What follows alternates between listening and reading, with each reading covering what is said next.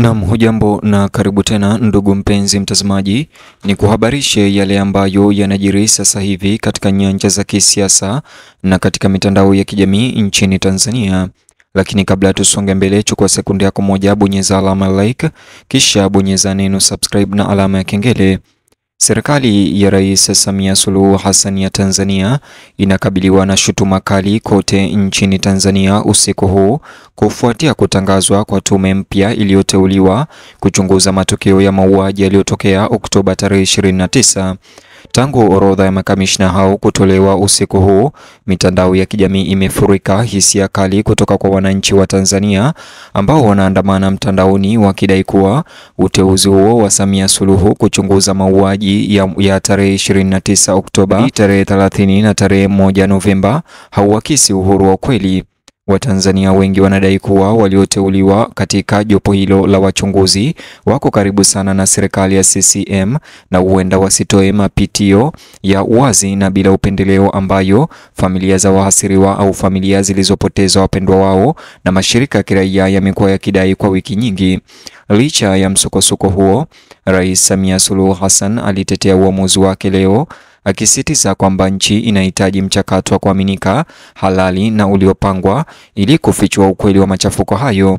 Akifanya kazi chini ya mamlaka aliyopewa na kifungu cha 3 cha sheria ya tume za uchunguzi Tanzania, Rais Samia Suluhu Hassan leo alianzisha kile alichokieleza kuwa ni tume huru ya uchunguzi iliyopewa jukumu la kuchunguza sababu za vurugu, wahusika waliohusika na kushindwa ndani ya mifumo ya serikali iliyoruhusu janga hilo kutokea. Samia Suluhu amesisitiza kuwa uchunguzi huo ni muhimu sio tu kwa ajili ya haki bali kwa kurejesha imani ya taifa wakati Tanzania ikiendelea kukabiliwa na matokeo ya kisiasa ya maandamano hayo.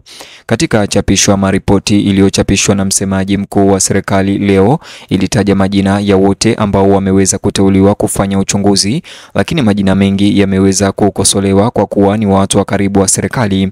Katika barua hiyo nikikusomea na pia kama unavyotazama kwenye screen yako, ilisema hivi: Rais wa Jamhuri ya Muungano wa Tanzania Mheshimiwa Daktari Samia Suluhu Hassan kwa mamlaka alionayo chini ya kifungu cha 3 cha sheria ya tume za uchunguzi sura 32 ameunda tume huru ya kufanya uchunguzi wa matukio ya uvunjifu wa amani yaliyotokea nchini wakati na baada ya uchaguzi mkuu uliofanyika mnamo tarehe 29 Oktoba mwaka 2025.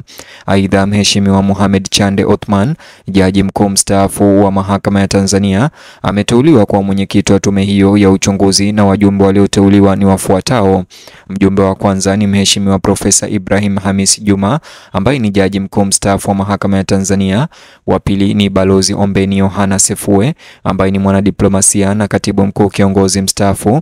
Wa tatu ni Balozi Radhia Msuya na mwingine ni Balozi Generali Paul Meela ambaye ni mwanadiplomasia na balozi pia mstaafu. Na wanne ni IGP mstaafu Said Ali Mwema ambaye ni mkuu wa Jeshi la Polisi Tanzania aliyestaafu.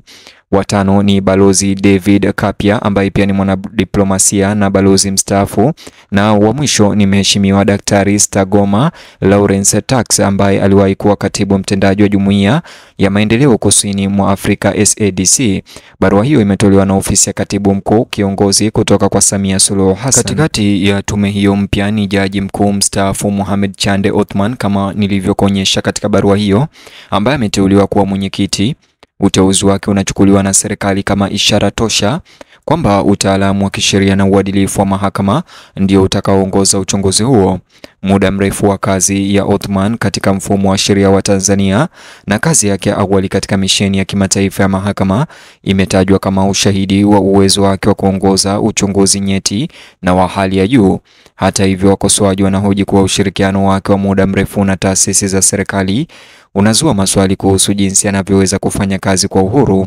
Walioungana naye ni aliyekuwa jaji mkuu Profesa Ibrahim Hamis Juma ambaye uwepo wake unatarajiwa kuimarisha kina cha kisheria cha tume hiyo.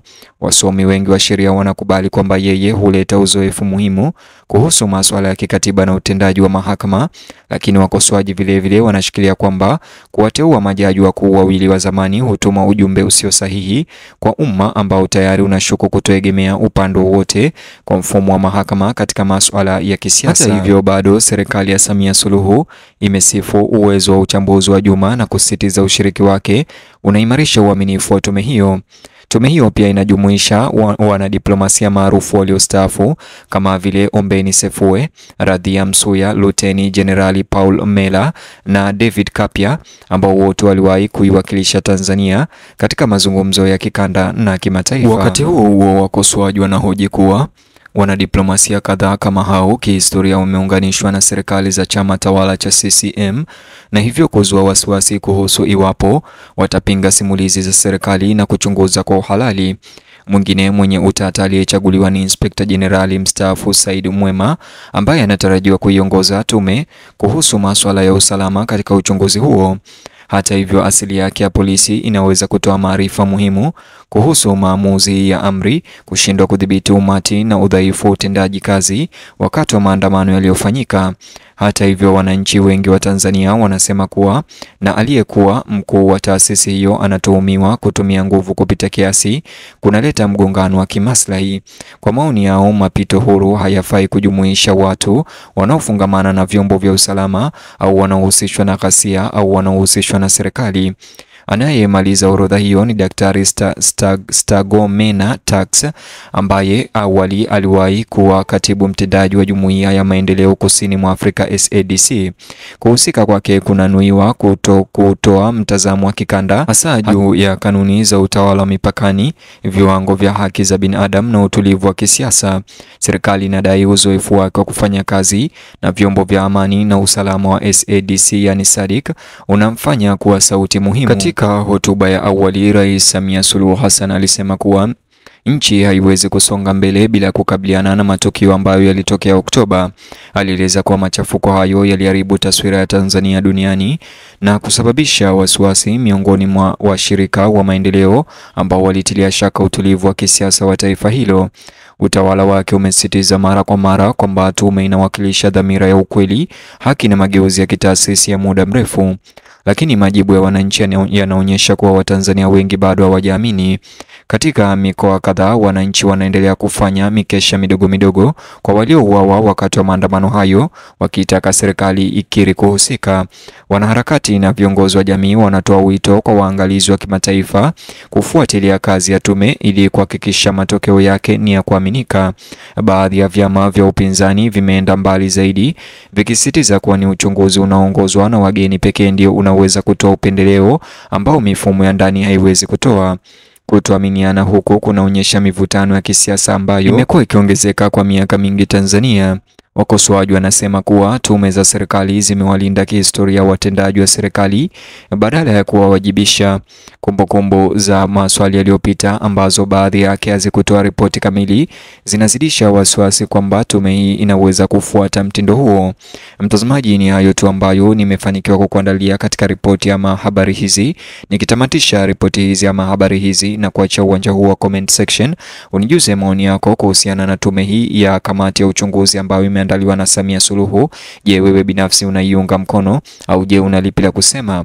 Na kuacha uwanja huu wa comment section, vile like video hii kisha subscribe na ubonyeze alama ya kengele ili wa kwanza kupata taarifa zetu. Vile gusa kiboksi hicho kwenye screen yako kwa taarifa zaidi.